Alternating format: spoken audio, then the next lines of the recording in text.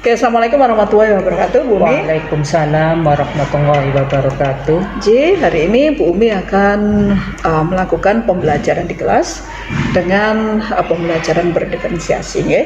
Nah, sebelum Bu Umi melakukan pembelajaran ini, saya akan melakukan praobservasi tentang rencana atau modul ajar yang sudah Bu Umi buat untuk kegiatan pembelajaran hari ini. Oke, kalau boleh tahu, Bu Umi mata pelajaran Pendidikan Pancasila dan Kewarganegaraan. Pendidikan Pancasila dan Kewarganegaraan. Hari ini topik yang akan dibahas pada pertemuan hari ini saya akan menyampaikan mengenai elemen dalam pendidikan Pancasila, yaitu UUD Negara Republik Indonesia tahun 1945 pada unit ke-1, yaitu pengenalan konstitusi dalam pengalaman hidup sehari-hari. Oke. Kalau dengan materi seperti itu di mata pelajaran PPKN, untuk pembelajaran hari ini tujuan apa yang ingin dicapai? Di mana ada tiga tujuan pembelajaran yang akan saya sampaikan pada pertemuan hari ini. Yang pertama yaitu dengan menyimak video diskusi dan tanya jawab, siswa dapat menjelaskan pengertian konstitusi, tujuan konstitusi, serta fungsi konstitusi. Setelah menyimak video, tanya jawab dan diskusi, siswa dapat mengevaluasi sejarah perubahan konstitusi Undang-Undang Dasar Negara Republik Indonesia tahun 1945 serta menghubungkannya dengan pasal-pasal dan ayat-ayat dalam konstitusi dalam pengalaman hidup sehari-hari. Kompleks ya, termasuk tujuannya banyak ini tujuannya. Tujuannya banyak pada konstitusi ini. Pada pembelajaran ini ada 3 tujuan besar. Iya. Dari tujuan yang sudah disampaikan tadi, sebenarnya area kemampuan siswa yang mana yang ingin dikembangkan Bu Umi dalam pembelajaran itu? Di dalam area yang akan saya sampaikan pada tujuan pembelajaran ini mencakup 3 aspek, yaitu aspek pengetahuan, di mana tadi sudah saya sampaikan mengenai aspek pengetahuan, di mana salah satunya yaitu menjelaskan pengertian konstitusi, tujuan konstitusi, serta fungsi konstitusi, serta sejarah perubahan konstitusi, serta menghubungkan pasal-pasal dan ayat-ayat dalam pengalaman hidup sehari-hari. Kemudian untuk psikomotor atau keterampilan di sini, saya mengaplikasikan peserta didik itu mampu mengaplikasikan, menerapkan dalam kehidupan sederhana dengan membuat kesepakatan kelas. Di mana kesepakatan kelas itu nanti kita dikaitkan dan dihubungkan dengan pasal-pasal dan ayat-ayat dalam konstitusi negara kita, yaitu UUD 1945. Untuk afektif, sikap, karakter anak-anak dilatih bertanggung jawab, kemudian disiplin, kemudian bekerja sama juga di dalam berpikir kritis, mandiri dan yang lainnya. Itu mengenai. Jadi tidak hanya berhenti di mereka memahami, tapi bagaimana mereka bisa mengaplikasikan dalam proyek sederhana. Benar-benar. Ya. Nah, untuk mencapai ini tentu saja ada strategi yang akan diterapkan di pembelajaran ini. Nah, strategi yang dipilih Bu Umi agar pembelajaran ini bisa mencapai tujuan dan mengembangkan area seperti yang diinginkan, dipilih yang mana? Ya. Di sini dalam pembelajaran saya ini menggunakan problem based learning, PBL benar, berbasis masalah, di mana nanti sebelum pembelajaran nanti saya akan menayangkan sebuah video tentang masalah-masalah dalam kehidupan sehari-hari yang ada keterkaitan dengan materi hari ini.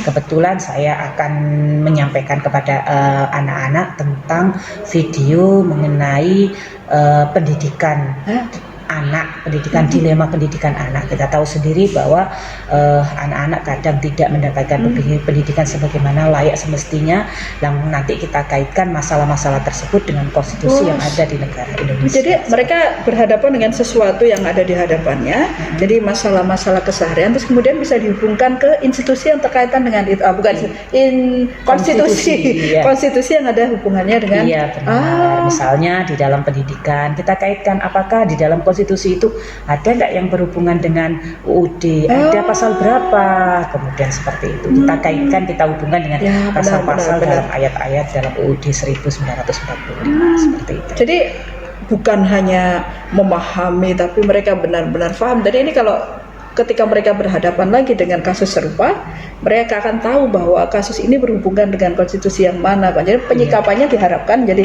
penyikapan yang benar, gitu. Iya, benar, seperti itu. Terus apa lagi? Selain itu saya juga menerapkan model pembelajaran dengan model project PJBL, project learning juga, ya, di mana di dalam PJBL itu kan berbasis project, berbasis produk, produk, di mana produk tersebut saya tidak membebaskan anak-anak sesuai dengan gaya belajarnya masing-masing. Di mana gaya belajar anak-anak kan ada 3 gaya belajar. Yang pertama audio, visual, dan kinestetik. Ya. Untuk yang audio, anak-anak presentasi dengan membuat artikel. Jadi produknya nanti artikel, kemudian mereka analisis, kemudian mereka presentasikan di depan. Kemudian untuk yang kinestetik, anak-anak itu saya suruh mempraktekkan kinestetik itu, praktek di mana anak-anak akan membuat suatu itu ide dari anak-anak masing-masing, di mana ada keterkaitan dengan materi tersebut dengan membuat kesepakatan kelas. Usahakan saya sampaikan kalau membuat kesepakatan kelas hubungkan dengan pasal-pasal dan konstitusi yang ada di negara Indonesia. Langsung praktek. Benar. Terus untuk yang ini visual visual, di mana anak-anak itu ide mereka adalah membuat infografis, produknya dalam bentuk infografis. Mereka nanti akan membuat infografis, setelah itu juga mereka akan mempresentasikan tentang infografis yang mereka buat. Kalau melihat yang disampaikan di tujuan pengembangan area dan strategis, ini merupakan sebuah rencana pembelajaran yang kompleks karena tidak hanya berangkat dari pemahaman, tapi benar-benar langsung diaplikasikan dalam bentuk produk yang merupakan aplikasi dari pemahaman itu. Semoga nanti di kegiatan praktek di kelasnya sesuai dengan modul ajar yang sudah kita rencanakan. Benar. Sehingga kadang-kadang rencana kadang direncanakan bagus, ternyata dalam aplikasinya ternyata meleset dari itu yang akhirnya membuat kita menjadi semakin berkembang, karena ternyata bahwa apa yang kita siapkan ketika berada di lapangan ternyata ada banyak hal yang harus diimprovisasikan, sehingga berikutnya menjadi bahan evaluasi bagi kita, bahan refleksi, sehingga kedepannya muncul modul ajar atau lesson plan yang merupakan pengembangan dari yang sudah kita lakukan. Sukses untuk Bu Umi untuk kegiatan penerapan dari lesson plan atau modul ajar ini, semoga tidak jauh dari apa yang sudah kita rencanakan. Amin, semoga bermanfaat bagi semuanya. Terima kasih. Assalamualaikum warahmatullahi wabarakatuh. Waalaikumsalam warahmatullahi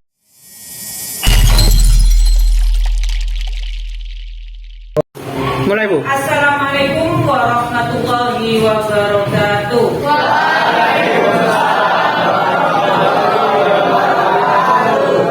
Sebelum mulai pelajaran, kita awali dengan membaca doa terlebih dahulu. Doa dipimpin oleh ketua kelas, bahkan ketua kelas memimpin doa sebelum mulai pelajaran. Sebelum memulai pembelajaran untuk siang hari ini, marilah kita berdoa agar ilmu yang akan kita dapat untuk pembelajaran kali ini bermanfaat. Berdoa sesuai keyakinan masing-masing. Berdoa mulai.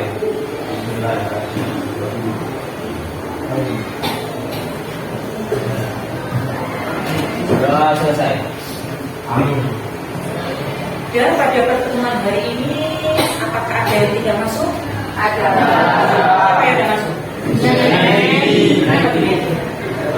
Tanpa keterangan. Ini saja kemudian tasar. Kami datang kemudian siangnya. Tapi satu yang tidak masuk ya Junaidi ya. Iya, Bu. Besok disampaikan ke Junaidi, kalau tidak masuk, kemarin juga sudah saya bilang ke beliaunya, anaknya, bahwa kalau tidak masuk, memberikan keterangan kepada wali kelasnya ya. Tidak absennya tidak A.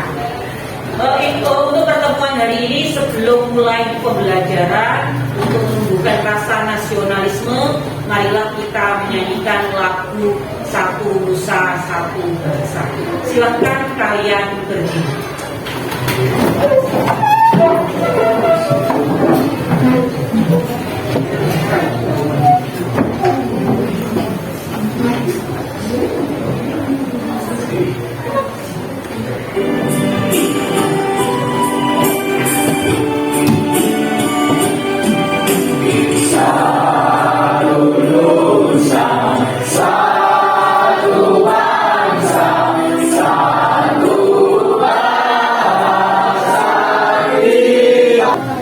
Pada pertemuan hari ini kita akan membahas mengenai konstitusi, yaitu pada elemen Undang-Undang Dasar Negara Republik Indonesia tahun 1945. Dalam materi ini kita akan membahas mengenai pertemuan hari ini kita akan membahas mengenai pengenalan konstitusi dalam pengalaman hidup sehari-hari. Pada tujuan pembelajaran kali ini, setelah kalian menyimak video,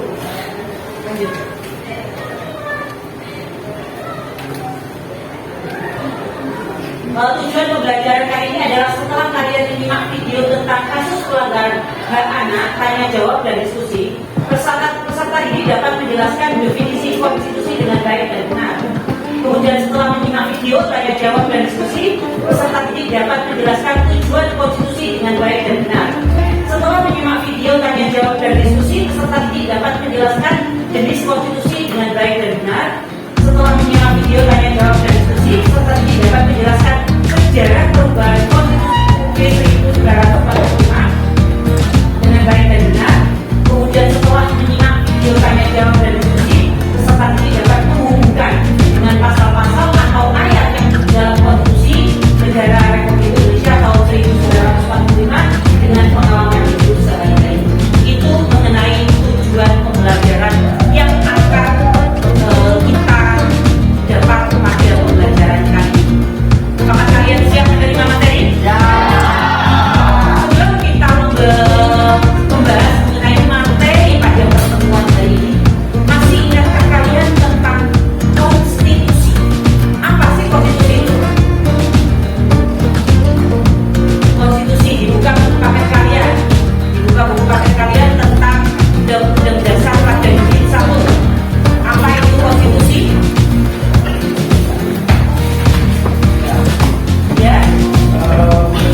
Jadi konstitusi itu merupakan norma hukum dalam politik. Ya bagus. Ada yang lain? Ada yang lain pengertian dari norma? Apa itu norma? Kalian pernah terlambat sekolah?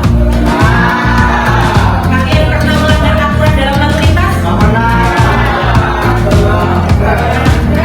Ada yang tidak, ada yang pernah. Berarti itu termasuk apa? Melanggar norma, melanggar aturan. Aturan itu termasuk juga konstitusi. Tadi sudah saya katakan apa sih yang dimaksud dengan konstitusi. Coba konstitusi. Apa sih konstitusi itu? Konstitusi itu adalah hukum dasar tertinggi yang berisi ketatanegaraan. Di sini, konstitusi itu sendiri memiliki tujuan untuk memberikan pembatasan status pengawasan terhadap kekuasaan politik. Dan jenis konstitusi ini ada dua, yaitu tertulis dan tidak tertulis. Itu mengenai definisi konstitusi, tujuan konstitusi serta jenis konstitusi. Di sini coba kalian simak dengan baik. Sebelum kalian simak, saya akan menerapkan teknik stop. Apa itu teknik stop? Stop itu artinya apa? Berarti teknik stop itu maksudnya berhenti, Mbak. Bagaimana? Kalian berhenti beraktivitas. Kalian berhenti untuk beraktivitas. Coba praktekkan. Silahkan kalian duduk se-enjoy mungkin, senyaman mungkin. Letakkan tangan kalian ke paha. Pak Habibie. Apa sih Pak? Bersandar di kursi. Sudah kalian sandarkan ke kursi. Pejamkan mata kalian. Pejamkan mata kalian. Sudah kalian pejamkan mata kalian? Tarik nafas dalam-dalam. Ayo.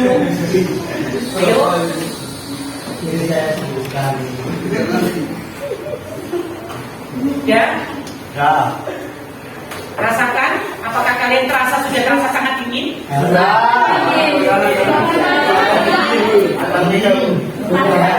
Kalau sudah, silakan buka mata kalian. Bagaimana perasaan kalian? Bagaimana perasaan kalian dengan menutup mata, dengan kalian rileks sebentar mengenai konstitusi? Apakah benar apa yang disampaikan oleh teman kamu tadi? Benar sekali. Nah, tapi untuk lebih sempurnanya mengenai pengertian definisi konstitusi itu dapat kamu lihat setiap orang itu memiliki setiap ahli dan setiap individu itu memiliki pengertian konstitusi yang berbeda. Konstitusi itu sendiri ada yang tertulis dan ada yang tidak tertulis. Contohnya tertulis apa? UUD 1945. Tidak tertulis contohnya apa? Pidato presiden atau yang dinamakan dengan apa? Namanya apa? Konvensi. Itu mengenai hukum tidak tertulis yang merupakan jenis konstitusi. Kemudian sekarang saya tanya, konstitusi negara kita sekarang ini namanya apa yang berlaku pada saat ini? Konstitusi yang tertulis, hukum tertulis yang paling tinggi kedudukannya di negara Indonesia adalah Undang-Undang Dasar UUD Negara Republik Indonesia tahun 1945. Mengenai konstitusi, silahkan kalian simak video yang ada yang akan saya tanyakan. Silahkan Mbak.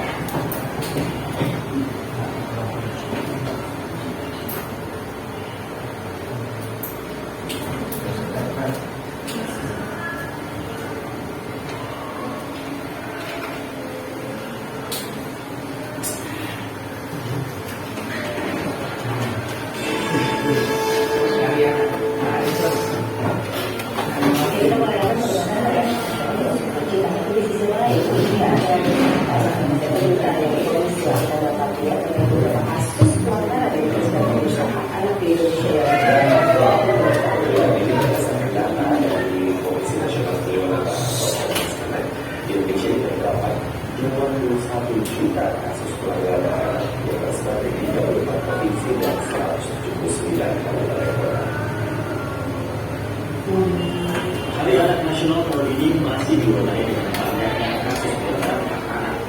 Ketua Komnas Anak Haris Merdeka Sirait mengungkapkan pelanggaran hak anak paling banyak terjadi pada kasus kejahatan seksual yang mencapai 58%. Sementara sisanya 43% merupakan kasus kekerasan fisik yang meliputi penelantaran, eksploitasi ekonomi, perdagangan anak, serta kasus perbuatan anak. Dari sekian banyak kasus pelanggaran hak anak, tidak semua terselesaikan secara hukum. Padahal penegakan hukum atas kasus kekerasan anak merupakan bentuk perlindungan penting agar anak dan masa depan anak bisa terlindungi. Lingkungan, karena mereka masih terlibat segala bentuk eksploitasi, diskriminasi dan pelanggaran.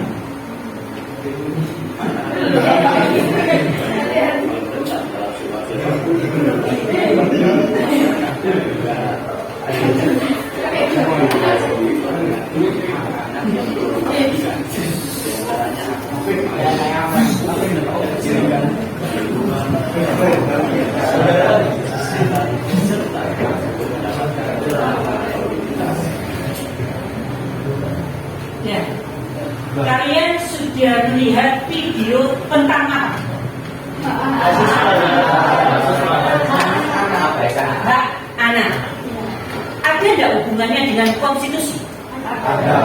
Apa hubungannya? Ada yang tahu macam mana? Ada nggak hubungannya dengan konstitusi UUD 1945? Kira-kira ada hubungannya? Ada. Apa hubungannya?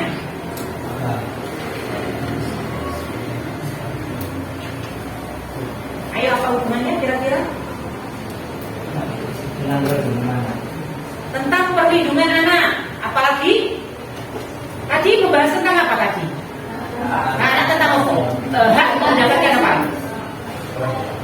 Hak untuk mendapatkan apa tadi? Perlindungan anak tadi sudah. Hak untuk mendapatkan apa tadi? Kasih sayang. Yang ada hubungannya dengan konstitusi negara kita. Hak asasi manusia. Kemudian apa lagi?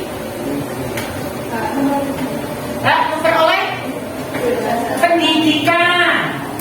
Hak untuk memperoleh pendidikan. Di sini di dalam UUD 1945 ada nggak pasal yang mengatur tentang pendidikan? Ada. Pasal berapa, nak? Pasal 31. Jadi video ini berkaitan dengan konstitusi negara kita. Misalnya pendidikan diatur di mana? Di dalam UUD 1945 tindakan yang dilakukannya, pelanggaran yang dilakukannya. Sekarang kalian sudah menyimak video itu kinestetik ya. Kemudian kalian sudah menyimak PPT. PPT itu termasuk gaya belajar visual. Audio saya menyampaikan materi ini termasuk audio. Nah, di sini masing-masing anak itu memiliki gaya belajar yang berbeda-beda. Bu, aku senang diterangno, Bu. Aku senang vlog video. Ini saya sudah menampilkan 3 media pembelajaran yang berdasarkan gaya belajar. Yang pertama gaya belajar visual melalui PPT yang sudah saya berikan. Kemudian 2 gaya belajar audio saya menyampaikan kepada kalian. Kinestetik video yang sudah kalian simak tadi. Jadi sekarang saya ingin kalian di antara kalian ini memiliki gaya belajar yang berbeda-beda. Ya, gaya belajar yang berbeda-beda. Siapakah di antara kalian konstitusi kita lakukan speaking dengan senam gerak tangan mesinnya? Tangannya ke kanan digerak-gerakkan, tangannya ke kiri digerak-gerakkan, tangannya ke depan digerak-gerakkan, tangannya disilat, jempol digoyang.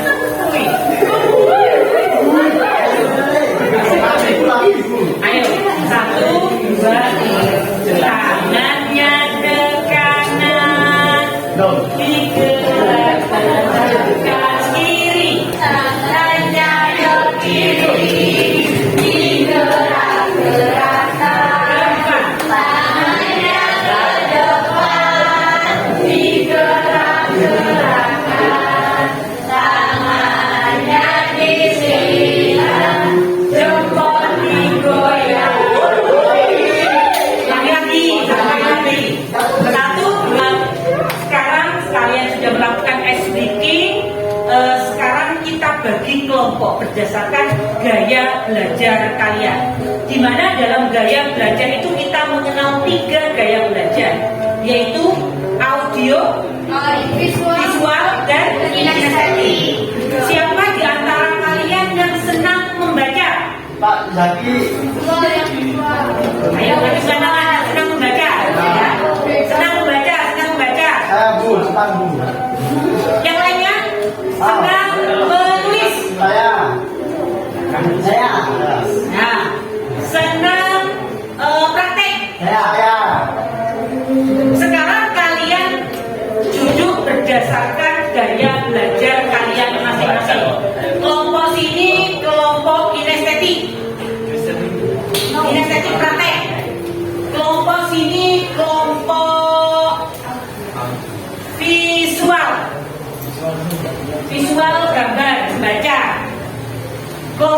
ini kelompok audio. Dengar? Ya. Bisa dipahami ya? Silahkan kalian untuk kelompok kinestetik. Kelompok kinestetik kalian di dalam pembelajaran ini kira-kira apa yang kalian akan praktekkan? Dengan cara apa? Membuat kesepakatan kelas, boleh. Kalau bisa kesepakatan kelas tersebut kamu hubungkan dengan konstitusi negara kita, ya. Kamu hubungkan dengan konstitusi negara kita.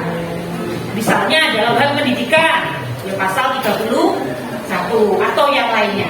Bisa dipahami, nah? Itu mengenai kelompok kinestetik. Kemudian kelompok audio. Kelompok audio mana kelompok audio? Ya, kelompok audio pilihnya apa? Membuat apa? Artikel. Membuat artikel. Ya, artikel. Membuat artikel. Kemudian kalau kelompok visual dengan membuat apa? Infografis boleh, PPT juga boleh, terserah kalian. Ya, kalian enaknya buat apa? Infografis saja, oke. Kalian nanti buat infografis dan saya kasih waktu sekitar 15 menit dari sekarang untuk mencari, karena kelompoknya banyak, 13 anak setiap kelompok, sehingga kalian kerjakan, karena kerja bareng-bareng itu lebih cepat. Silahkan kalian duduk berdasarkan kelompok dan silahkan nanti presentasi berdasarkan kelompok tersebut. Silahkan. Kalian nggak punya nang ini, video, kalian dalam video kok, kinestetik kan, kelompoknya. Kinestetik.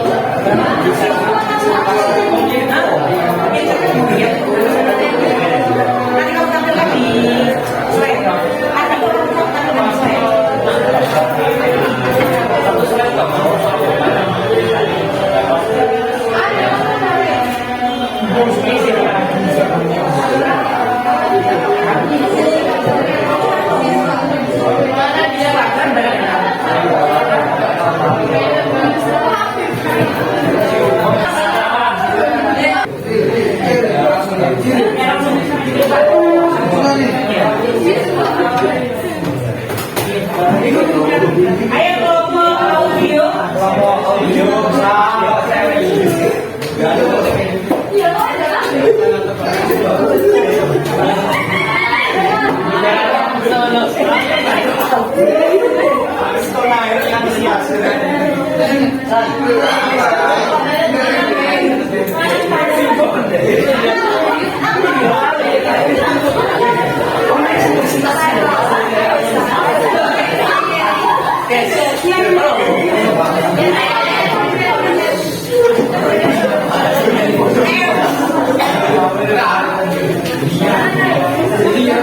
Assalamualaikum warahmatullahi wabarakatuh. Kami di sini dari kelompok auditori akan menampilkan hasil kerja kami melalui bentuk artikel. Karena kami kelompok teori, kami lebih suka untuk cara pembelajaran dengan cara mendengarkan. Karena itu kami akan mengulas kembali tentang konstitusi yang tadi telah dijelaskan oleh guru kita.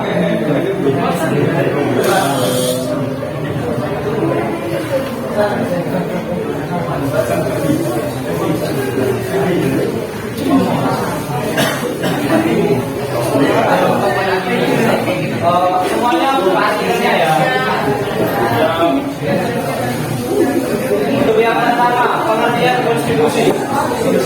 Konstitusi adalah norma sistem politik dan hukum bentukan pada pemerintahan negara. Biasanya sebagai dokumen tertulis ataupun tidak. Hukum ini tidak mengatur hal-hal yang terperinci, melainkan hanya menjabarkan prinsip-prinsip.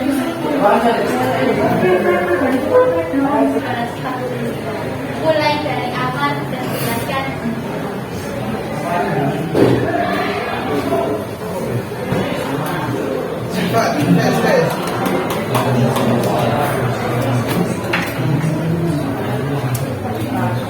Saya menggunakan kayak bahasa ini karena saya lebih menyukai gambar-gambar dan visualisasi dalam pembelajaran.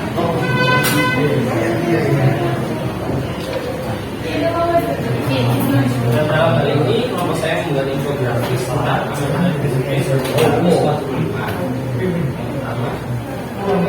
bacaan amandemen Republik 1945 kembali mengangkat dan mengenai yang pertama sejak menyatakan hubungan kepada Kesatuan Negara RI 2019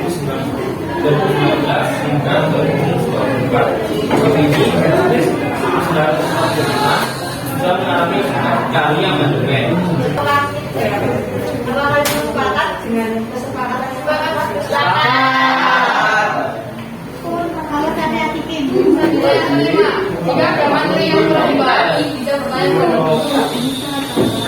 terdapat di pasal 28D. Jadi setiap orang sudah mendapatkan manfaat dari ilmu pengetahuan. Apakah kalian sepakat pada kesepakatan tersebut? Sekian dari kami. Assalamualaikum warahmatullahi wabarakatuh.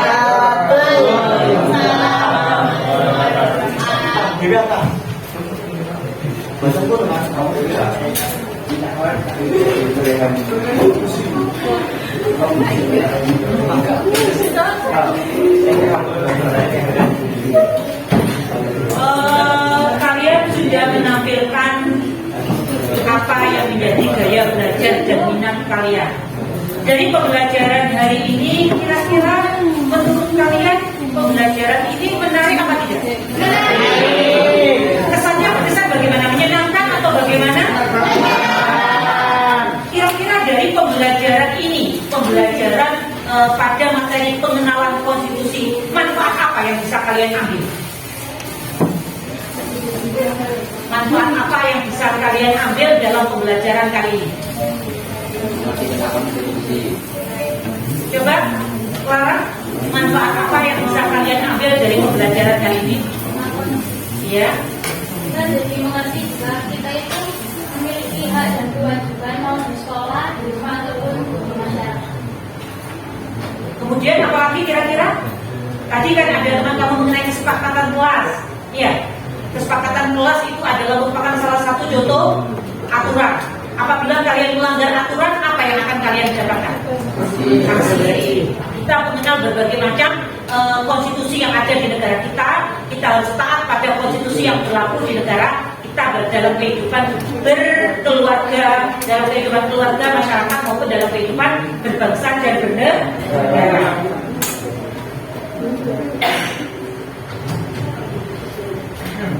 Sebelum kita akhiri pembelajaran, marilah kita berdoa terlebih dahulu. Silahkan wakil ketua kelas gimana masuknya? Bendara, silahkan memimpin doa.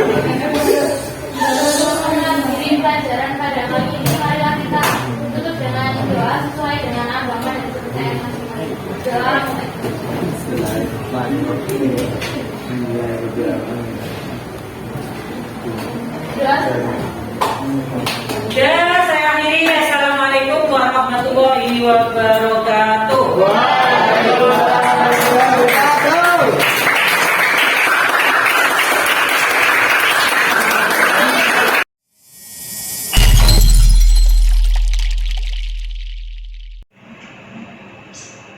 Assalamualaikum warahmatullahi wabarakatuh. Waalaikumsalam warahmatullahi wabarakatuh. Perkenalkan, saya Ani Sofatun dari SMP Muhammadiyah 12 Tingkat Bersih, dan saat ini sebagai pengajar praktek pendidikan guru penggerak angkatan 6. Untuk kegiatan pendampingan individu kelima ini akan dilaksanakan kegiatan coaching supervisi akademik yang akan dilaksanakan oleh seorang coach. Dalam hal ini adalah Assalamualaikum warahmatullahi wabarakatuh. Perkenalkan, saya Lulu Afia, CGP Angkatan 6, yang dalam kegiatan ini saya bertindak sebagai coach dan Umi Khairulisa sebagai coaching. Oke, J. baik. Untuk berikutnya ini Ustazah Fia dan Ibu Umi akan melaksanakan percakapan pasca observasi terkait dengan penerapan pembelajaran berdiferensiasi, KSE dan budaya positif. Dipersilakan. Oke, terima kasih Bu Anis. Oke, Bu Umi, kita akan melakukan percakapan pasca observasi dari kegiatan observasi atau pembelajaran yang sudah Bu Umi lakukan pada tanggal 9 Maret kemarin di kelas 10.1.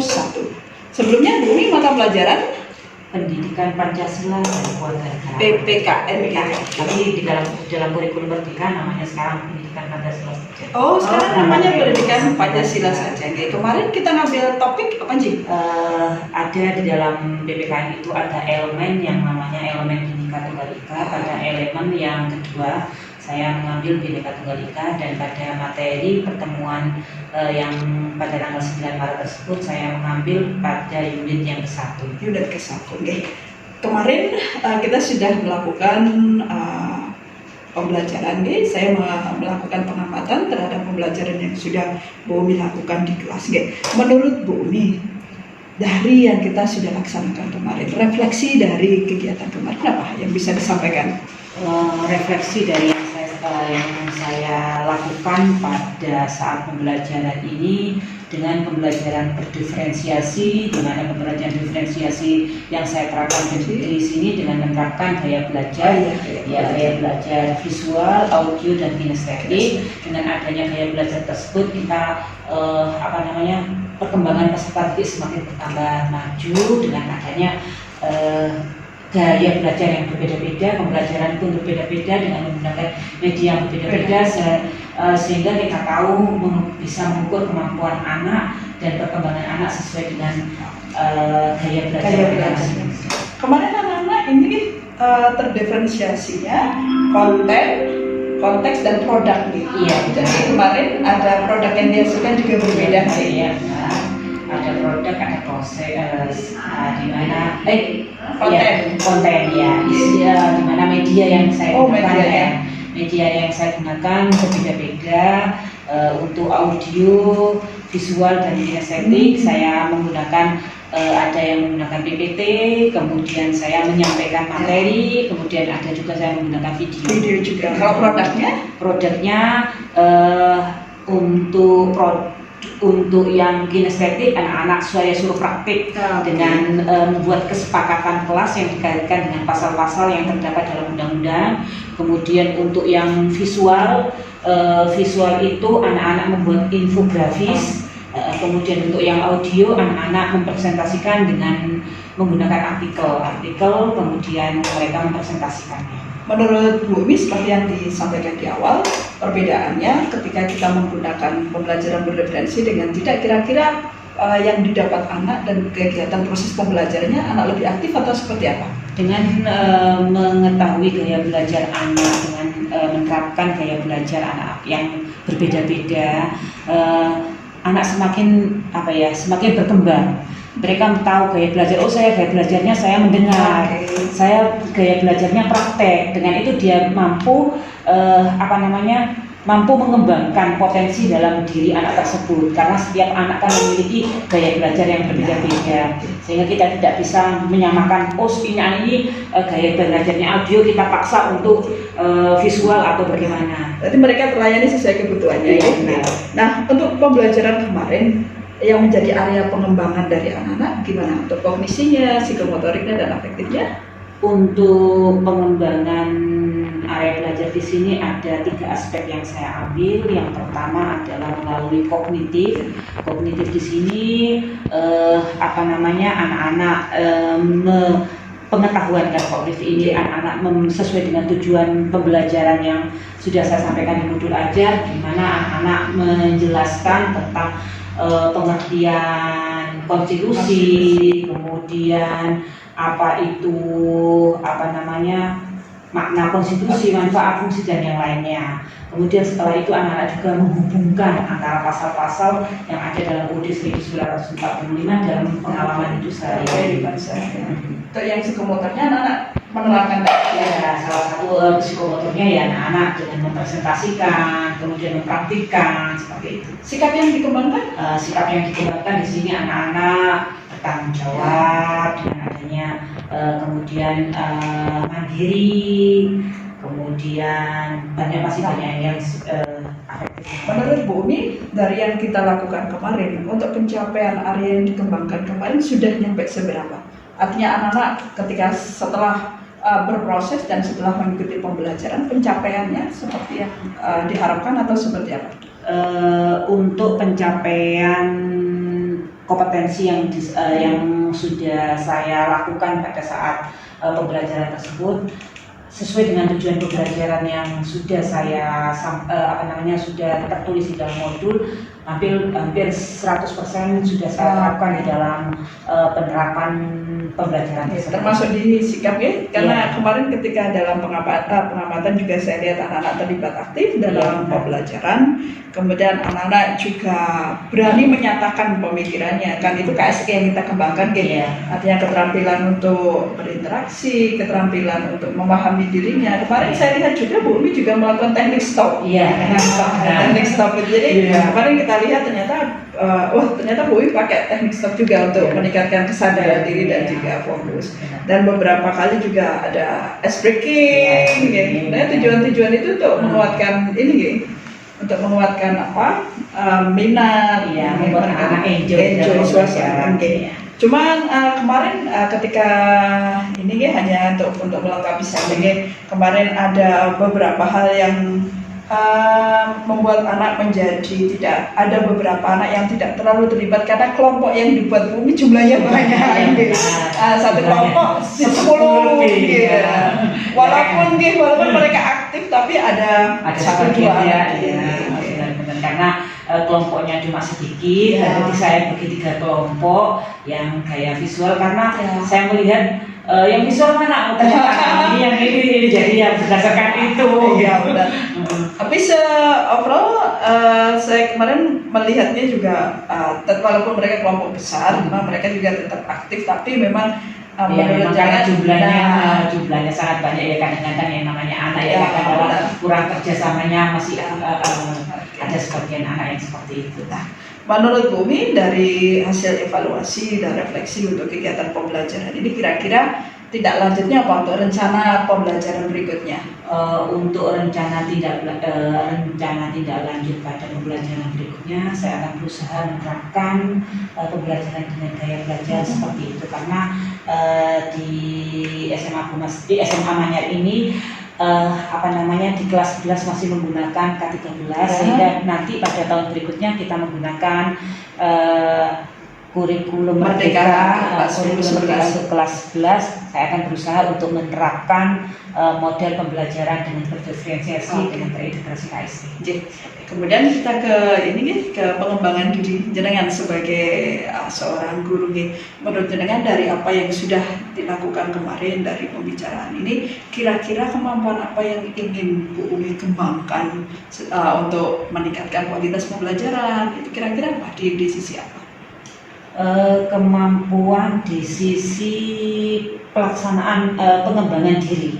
Bisa ya? Ya, pengembangan diri dengan misalnya dengan adanya workshop, kemudian dengan kemarin kan pada waktu di kantor menyampaikan apa itu pembelajaran diferensiasi seperti itu kan, dengan adanya pengembangan seperti itu saya tahu oh ternyata pembelajaran berdiferensiasi itu seperti ini, contohnya seperti ini lah, itu yang akan saya kembangkan dengan nantinya dengan adanya workshop, adanya saling tukar pendapat, nanti saya bisa oh ternyata saya kurang ini, oh ternyata pembelajaran saya ini seperti inilah yang cocok buat anak seperti itu. Nah, untuk meningkatkan kemampuan pengelolaan kelas seperti yang jenengan sampaikan, apa yang jenengan akan lakukan agar nanti ketika berikutnya kita mempunyai kemampuan yang cukup bagus dan semakin bagus untuk mengelola kelas?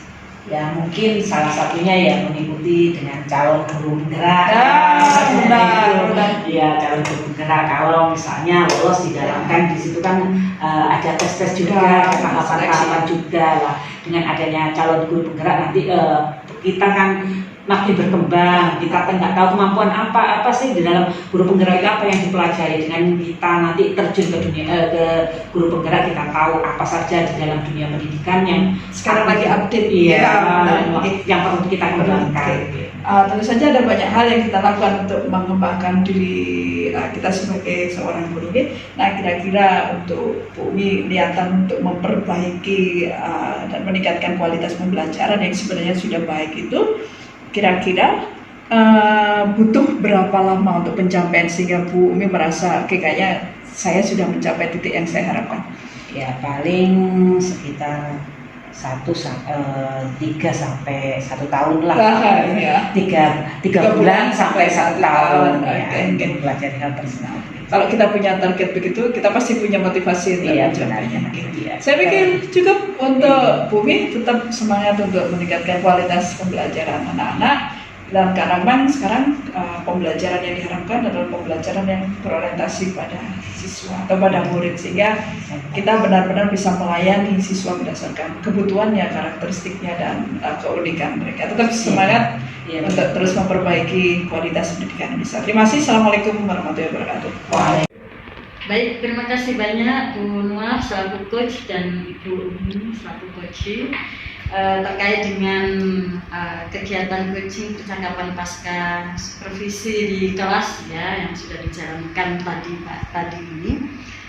Kalau berdasarkan alur di coaching ya mulai alurnya Tirta Iteru sudah terkawal ya, mulai dengan mencapai tujuan, kemudian identifikasi dengan menggali informasi dari coach. Tadi Bu Nuaf selaku coach sudah banyak dan mengalir begitu ya, dari satu pertanyaan ke pertanyaan lain, dan termasuk tadi saya tidak menemukan sama sekali adanya pertanyaan yang tertutup. Artinya proses coaching sudah berjalan dengan sangat baik, sangat luar biasa. Saya kira itu. Kemudian yang berikutnya pada tahapan coaching ini kan ada 3 level ya. Ada tahap kemitraan, kemudian proses kreatif, dan memaksimalkan potensi. Dari 3 aspek itu, alhamdulillah di kegiatan coaching kali ini sudah terlaksana semuanya. Bahkan untuk memaksimalkan potensi dari seorang coaching itu sudah berjalan. Bahkan tadi dari aspek pengembangan diri yang ingin dilakukan, yang itu hadir dari diri coaching sendiri ya. Bagaimana keinginan untuk terus mengupgrade kompetensi diri, kemudian mengikuti kegiatan guru penggerak dan lain sebagainya. Saya kira keberhasilan daripada pelaksanaan coaching kali ini sudah luar biasa. Terima kasih banyak Bu Nuaf, Bu Umi. Terima kasih. Saya kira itu. Assalamualaikum warahmatullahi wabarakatuh. Waalaikumsalam warahmatullahi wabarakatuh.